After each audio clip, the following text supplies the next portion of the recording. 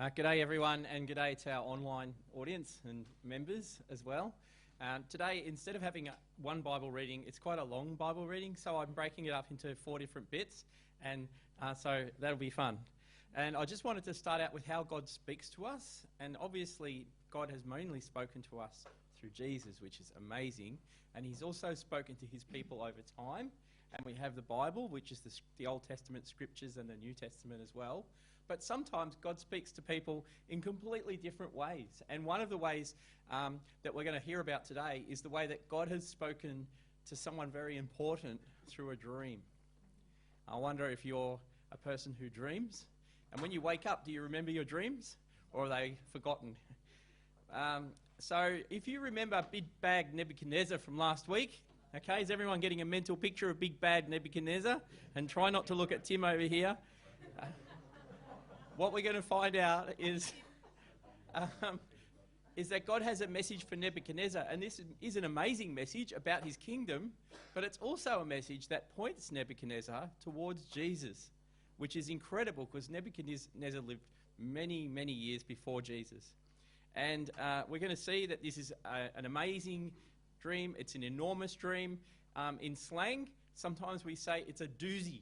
And if you've heard that word doozy, I'll tell you something that most Aussies don't know, that the word doozy comes from the word daisy, the little flower, the daisy, and it means one of a kind, one of a kind. Anyway, let's hear from the first part of God's word, and this one is about an impossible task. It's from Daniel 2, 1 to 11.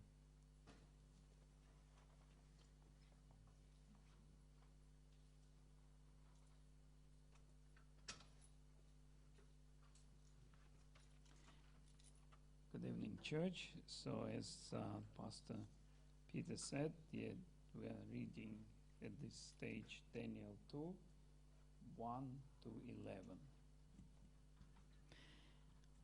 One night during the second year of his reign, Nebuchadnezzar had such disturbing dreams that he couldn't sleep.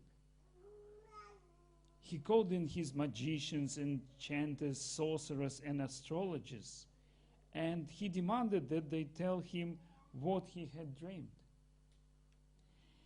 As they stood before the king, he said, "I have had a dream that deeply troubles me, and I must know what it means." Then the astrologers answered the king in Aramaic, "Long live the king! Tell us the dream, and we will tell you what it means." But the king said to the astrologers, "I am serious about this. If you don't tell me what my dream was and what it means, you will be torn limb to limb, and your houses will be turned into heaps of rubble. But if you tell me what I dreamed and what the dream means, I will give you many wonderful gifts and honors. Just tell me the dream and what it means." They said again, "Please, your majesty, tell us the dream and we will tell you what it means." The king replied, I know what you are doing.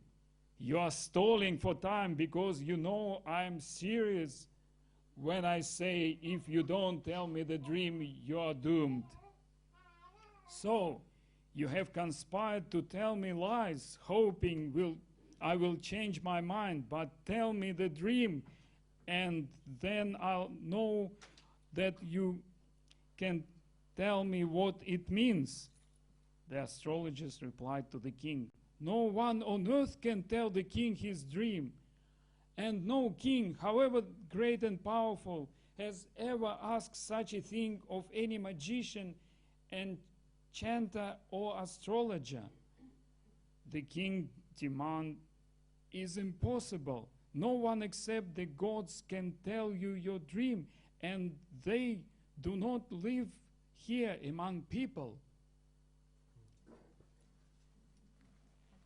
I think if someone reads the Bible and they put an effort in, can we give them at least a... Yeah, I think... I really enjoyed that Bible reading. Thank you so much. And I think you channeled the personality of King Nebuchadnezzar very well today. But I think you might be typecast into the negative characters. I'm sorry. We love you, though. So why does the king employ these people, the magicians and the astrologers and the enchanters? Well, I want to suggest to you this is not as crazy as it sounds. That these people are the king's advisors. They give him good advice and help him make good decisions. And he feeds them, he provides them with a bed to sleep in, he looks after these people, but they have to give him good information to pay for their place in his court. Also, I would suggest back then, these people are the scientific community, all right? So today we have, lecturers in physics and engineering and social sciences and arts and everything. And imagine if we got all the professors from the university together, it might be a similar group of people to these people. Everyone had a skill that the king would need. But the king is not silly, right? He already looked after these people. Now they have to give him good information. And I like to think that the king, he's not just crazy, right? He's not just scared and angry, but also the king is what I call skeptical, which means that he wants proof, right? He wants good reasons and good proof. He is also a seeker because he is looking for spiritual answers. Are you a seeker? Are you interested in finding the right answers? And if God gives you the right answers, will you change your life?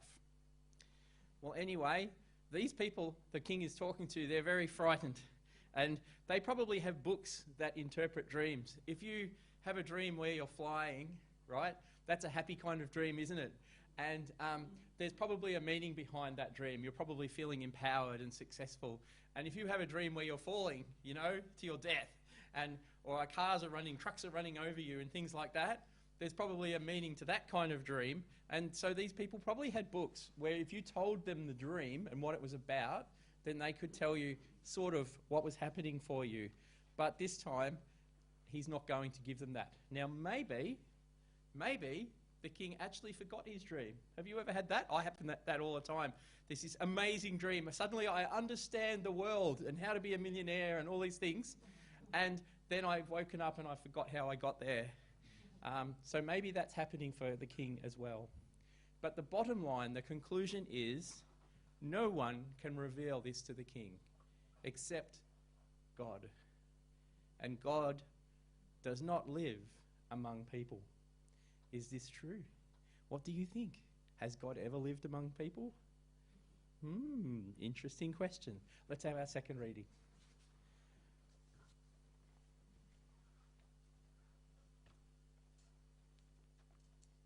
Okay, so now we'll be reading from verse 12 through to 23. The king was furious when he heard this, and he ordered that all the wise men of Babylon be executed. And because of the king's decree, men were sent to find and kill Daniel and his friends.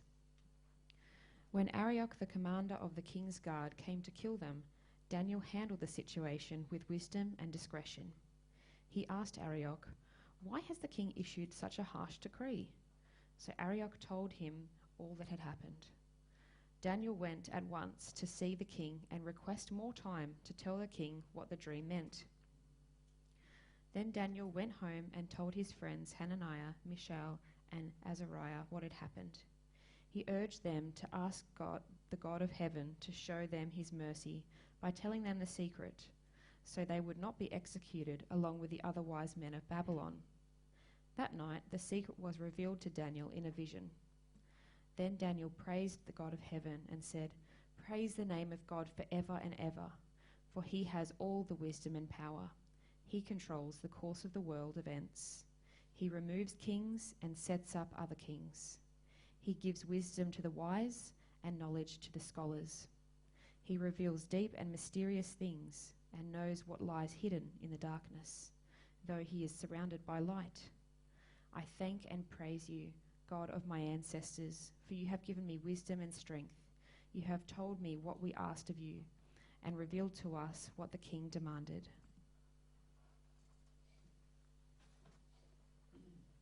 So, what is the dream? We still don't know. God knows, and now Daniel knows. The king doesn't know, and we still don't know. Something we do know is that God has really answered this prayer. God has helped Daniel. He's helped Daniel in a number of ways. He made the king's guard, the commander man, the soldier man, he made his heart soft so that he didn't kill Daniel straight away. And he made the king's heart soft because he gave Daniel more time, even when he didn't want to give the wise men any more time. And do you ever wish that God would make your work deadlines or your university deadlines a bit softer as well? That he would give you more time? Well, you can keep praying. Maybe the lecturers will answer your prayer. But Daniel has great faith, and he actually promised the king he will find an answer even before God gave him the answer. And then he prayed and he said to his friends, pray with me. And I think that's a very good thing to remember, is when we get to a difficult situation, we can pray even more than we normally pray. But then when he's so excited by the way that God's answered his prayer, he breaks out and praises God. And isn't it a good thing to remember to come back and say thank you? And even as he says thank you to God, he uses some words that give us some ideas about maybe what this dream is going to cover. He says, praise be to the name of God forever and ever. Wisdom and power are his. He changes times and seasons. He deposes kings. He takes down some kings and he lifts up other kings. So there's a little clue what this dream might be about. Now, this is the longest part, and we have the dream, and then we have a little bit what the dream is about.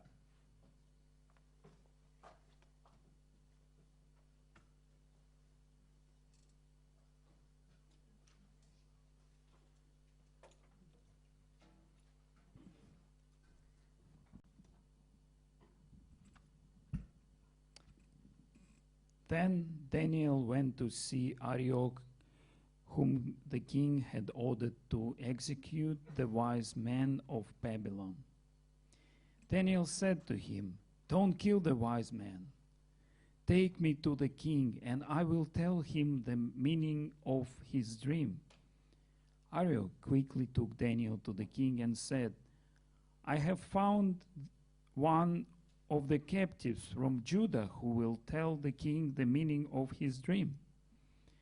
The king said to Daniel, also known as Belteshazzar, is this true? Can you tell me what my dream was and what it means? Daniel replied, there are no wise men, enchanters, magicians, or fortune tellers who can reveal the king's secret. But there is God in heaven who reveals secrets, and he has shown King Nebuchadnezzar what will happen in the future. Now I will tell you the dream and the visions you saw as you lay on your bed. While your majesty was sleeping, you dreamed about coming events. He who reveals secrets has shown you what is going to happen. And it is not because I am wiser than anyone else that I know the secret of your dream, but because God wants you to understand what was in your heart. In your vision, your majesty, you saw standing before you a huge shining statue of a man. It was a frightening sight. The head of the statue was made of fine gold. Its chest and arms were silver. Its belly and thighs were bronze. Its legs were iron, and its feet were a combination of iron and baked clay. As you watched, a rock was cut from a mountain, but not by human hands. It struck the feet of iron and clay, smashing them to bits. The whole statue was crushed into small pieces of iron, clay, bronze, silver, and gold. Then the wind blew them away without a trace, like chaff on a threshing floor. But the rock that knocked the statue down became a great mountain that covered the whole earth. That was the dream. Now we will tell the king what it means. Your Majesty, you are the greatest of kings. The God of heaven has given you sovereignty, power, strength, and honor. He has made you the ruler over all the inhabited world and has put even the wild animals and birds under your control. You are the head of gold. But after your kingdom comes to an end, another kingdom inferior to yours will rise to take your place.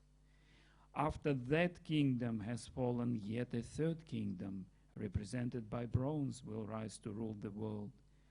Following that kingdom, there will be a fourth one, as strong as iron. That kingdom will smash and crush all previous empires, just as iron smashes and crushes everything it strikes. The feet and toes you saw were a combination of iron and baked clay, showing that this kingdom will be divided. Like iron mixed with clay, it will have some of the strength of iron. But while some parts of it will be as strong as iron, other parts will be as weak as clay. This mixture of iron and clay also shows that these kingdoms will try to strengthen themselves by forming alliances with each other through intermarriage. But they will not hold together, just as iron and clay do not mix.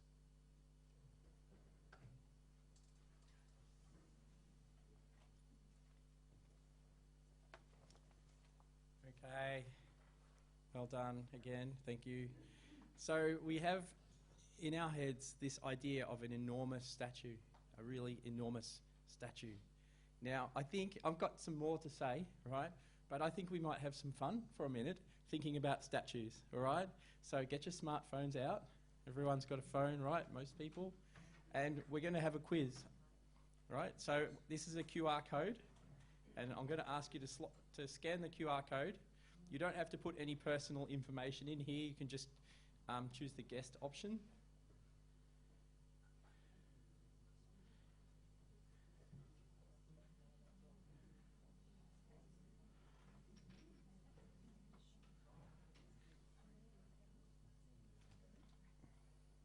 Is it working for you? Now, you don't have to write any questions. This is just going to take you into a waiting room. If you can call yourself whatever you like. No, you don't have to write it. You don't have to do anything. You're just in the waiting room now. Okay, so is everyone, does the QR code work for everyone? Good. All right, so we'll go on to it. We'll start our first question. So here comes the question. Are you ready? Here it comes. Gerard, it looks like you're on question 3. I think you need to use the little drop-down box next to the green bit. And no, the one to the right. Yeah, number 1. That's it. And then press the green button. Yep. Okay, here's our first question. This amazing statue is from Australia, Brazil, or Greenland. Choose an answer. Okay, don't call out the answers loudly. No. You don't want to give away your secret information. Okay, 22 answers, 25 answers, and time's up. So we'll go to the show results button, and the answer is Brazil. Well done. And no, it's not from Australia, but nice try. Okay, on to the next question. Okay, this one is political, religious, or humorous? Now, I'm not looking for deep answers here. I'm just looking for fun answers, so just a little hint. Okay, we've got 24 answers, 3, 2, 1, time's up. Let's show the results. And there it is. Yes, it is. It probably is a little bit humorous, but yes, it is a little bit political, but it's mostly just humorous, right? Yes, we can enjoy that. Okay, next question. Where am I from? Ireland or Japan or Vietnam? 12 answers, 18 answers, 23 answers, 25 answers. Okay, 3, 2, 1, time's up. Great. And that you'll find that is correct. It is in fact from Vietnam. Well done to you there. Okay, and now these ones you can find us in China, Korea or Scotland. Do you know these ones? I'll give you a hint. They're made out of a special material called terracotta. Yeah. All right, 28 answers. I think we can go on to the solutions to show the results. And there it is. Nearly everyone got it right. And, okay, and have you had enough? Shall we have another question? Let's have one more question. Okay, the tallest statue. Okay, I helped you by providing a picture. So what is the name of the tallest one? Is it Buddha, Unity, or Peter?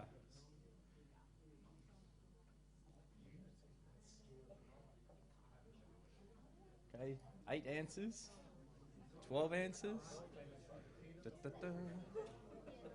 22, 3, 2, 1, close it. And there's the results. In fact, it is the Unity statue. Anyone from China here can confirm that? Is that correct? Oh, India? We'll have to debate that over supper. You might be right. You never know. I wouldn't be surprised if I made a terrible mistake. Okay, and the last question isn't about the tallest statue. The last question is about one of the smallest ones. And also, someone argued with me about this morning.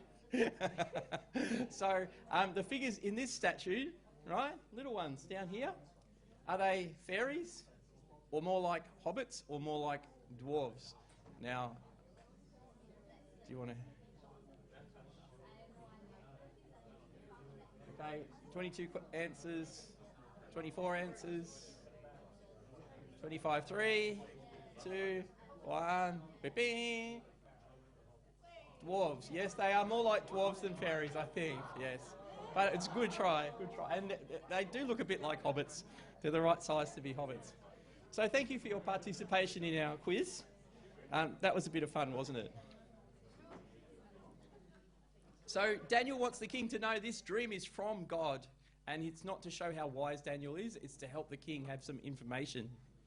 And the interesting thing about the statue that is in Daniel 2 is that it is made out of different materials, right?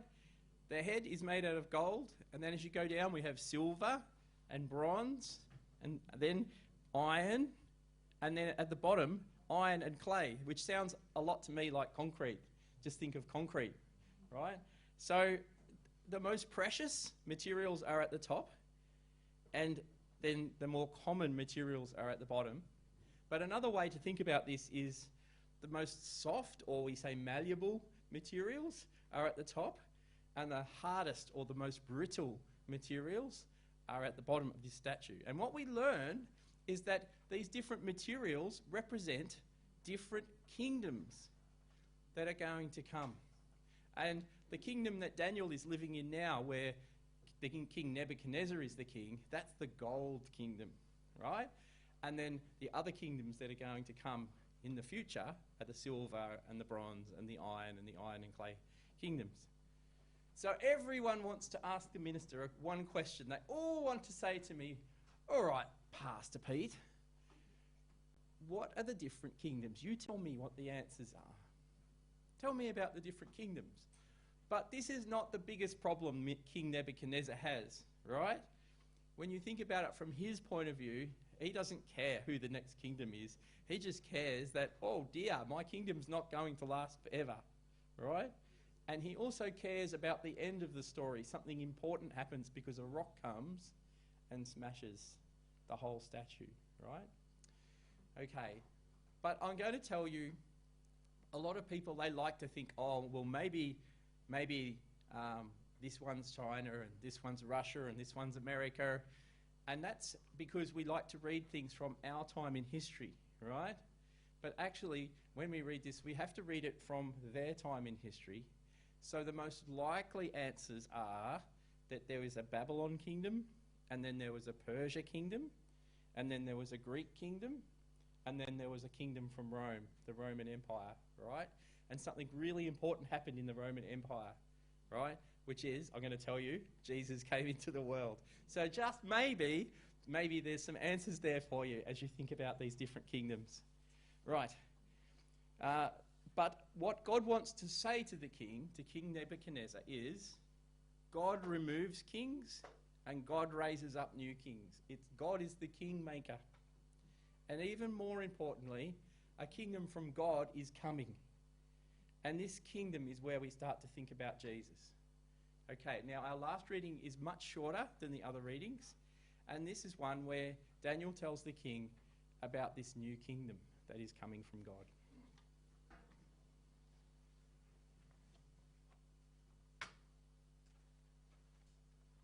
This is still in Daniel 2, verses 44 to 49, if you'd like to follow along. During the reigns of those kings, the God of heaven will set up a kingdom that will never be destroyed or conquered. It will crush all of these kingdoms into nothingness, and it will stand forever. That is the meaning of the rock cut from the mountain, though not by human hands, that crushed to pieces the statue of iron, bronze, clay, silver, and gold. The great God was showing the king what will happen in the future. The dream is true, and its meaning is certain. Nebuchadnezzar rewards Daniel. Then King Nebuchadnezzar threw himself down before Daniel and worshipped him. He commanded his people to offer sacrifices and burn sweet incense before him. The king said to Daniel, "Truly your God is the greatest of gods, the Lord over kings, a revealer of mysteries, for you have been able to reveal this secret." Then the king appointed Daniel to a high position and gave him many valuable gifts. He made Daniel ruler over the whole province of Babylon, as well as chief over all his wise men. At Daniel's request, the king appointed Shadrach, Meshach, and Abednego to be in charge of all the affairs of the province of Babylon, while Daniel remained in the king's court.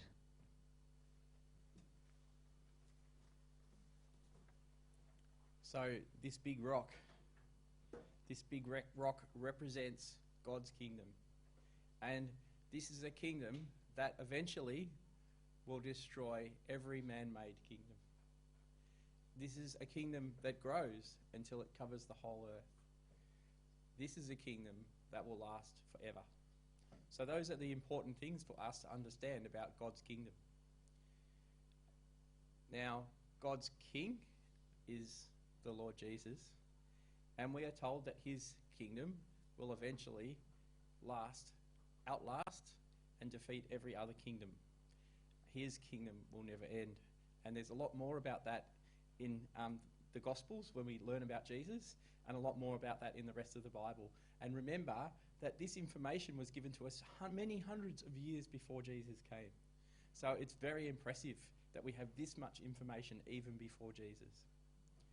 Things that I'd like you to think about during the week as we reflect on Daniel chapter 2. What do we have to learn? What are we going to take home from this information?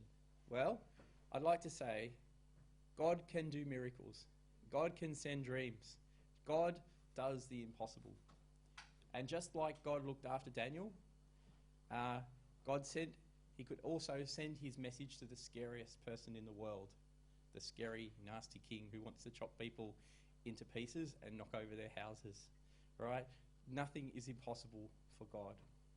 And the person who threatened all the wise men with getting the chop, actually, in the end, he learnt that his kingdom was getting the chop, right? That's impressive. Another thing I want to say is that God is accessible.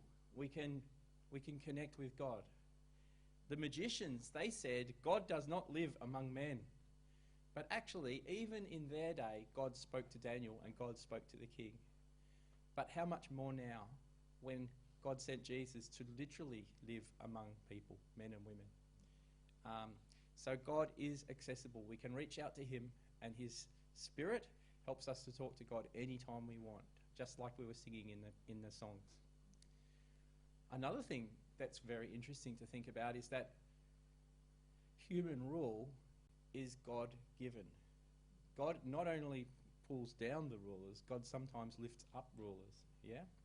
And for Christian people, we want to respect the rulers, and as far as we can, we want to obey the rulers. Now, sometimes it's not possible, but most of the time it is possible for us to be good citizens of our countries. And we need to try to respect our rulers, even while we know that one day their time will be finished. They have an expiry date. The last thing I want to say is that God's King, Jesus, and God's kingdom will never end and will never disappoint you. He will never let you down, and he will never be defeated. And even in Jesus' life, when it looked like his life was over and he was dead and buried, he simply overcame death. And he will do the same thing for us. When we are members of God's kingdom, we are a part of something that is forever, and we are with him forever. So what an amazing thing to learn only in chapter 2 of Daniel. And we've got lots of incredible chapters still to come. But isn't God amazing, right? And he can do the impossible.